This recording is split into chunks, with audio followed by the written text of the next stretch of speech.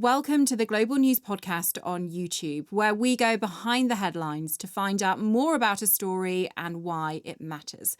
Today, we're going to be talking about Donald Trump's designs on Greenland. The president has been ramping up his calls for the US to take control of the Danish territory, and the White House has said he's considering a range of options to do so, including the use of the military. So why is Greenland so important to Donald Trump? And what could a US takeover look like? We're joined now by our diplomatic correspondent, James Landale. And James, how did we get to this point? Because Donald Trump has been talking about this for quite a while, hasn't he? Well, Donald Trump has, the Americans have. I mean, during the Second World War, the Americans occupied Greenland because when Denmark, its former colonial ruler, was occupied by the Nazis, the Americans seized it to defend it, then gave it back to Denmark after the war. But there were some noises and expressions of interest from US presidents saying, we'd quite like to buy this. That all sort of filtered away. But then when Donald Trump came to power in his first term of office, he made it frequently said things, I want to have it, I think we should have Greenland. Nobody really took him seriously, but they are now. Why does he want it?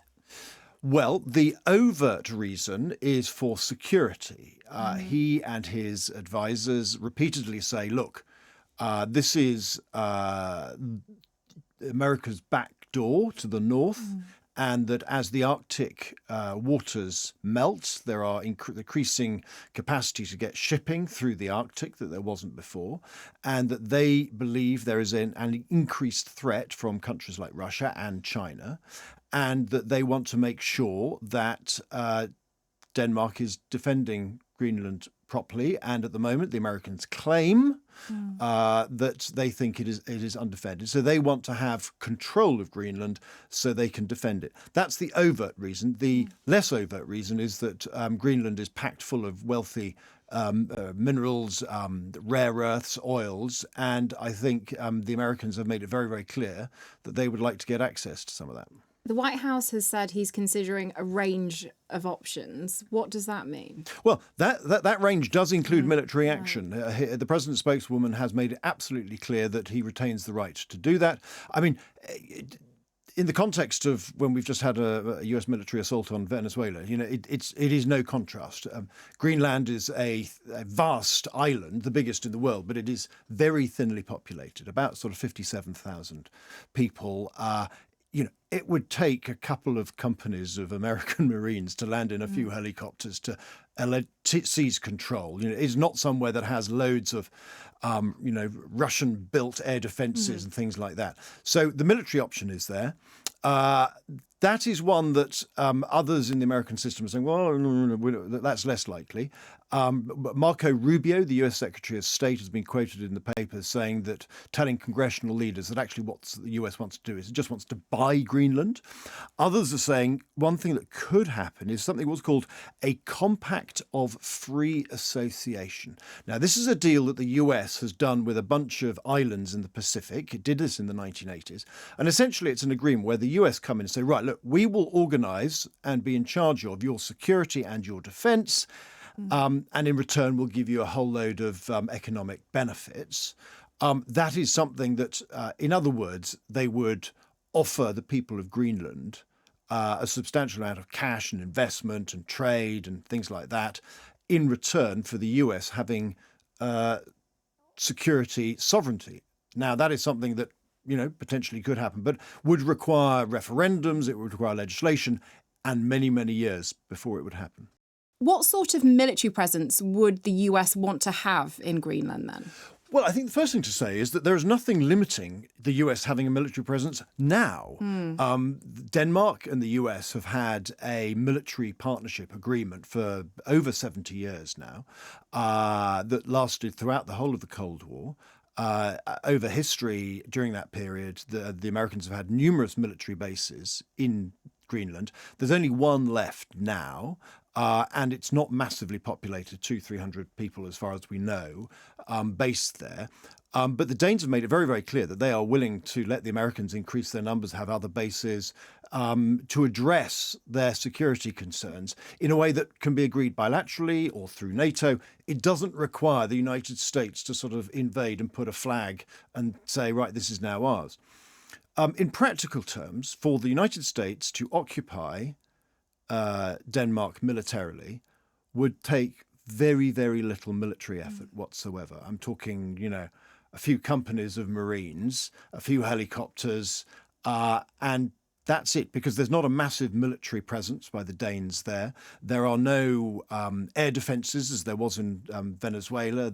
It's pretty clear that European leaders would not go to war with the United States over Greenland because it would be pointless. So they sort of made it very clear. So in practical terms, the US would not need a massive military force to take over the capital Nuuk and a few other areas. The key problem is that the symbolism of that would be absolutely jaw-dropping, era-defining, and transforming of the Western transatlantic alliance. Have Denmark moved any forces to Greenland or around Greenland since this all sort of started being talked about again, or is it pretty much the same as it was?